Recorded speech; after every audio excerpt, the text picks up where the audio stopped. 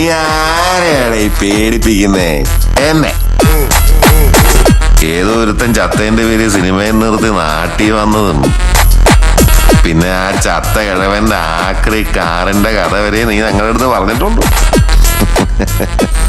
അന്ന് നീ നിന്റെ കൂട്ടുകാരനെ റോപ്പിൽ നിന്ന് തള്ളിയിട്ട് കൊന്ന് അവന്റെ ഭാര്യ പറഞ്ഞിട്ടാ ലളിത. ആ നീ വെച്ചോണ്ടിരുന്നോളാ. നിന്നെ കാണാൻ ജോർജ് സാർ ഇവിടെ വന്നിട്ടുണ്ട്. ദേ നിന്റെ മുമ്പിൽ ജോർജ് സാർ ഇങ്ങനെ നിൽക്കുന്നുണ്ടേലേ നീ ജോർജ് സാറിനെ ഇനിയും കുറെ അറിയാനുണ്ടനിയാ.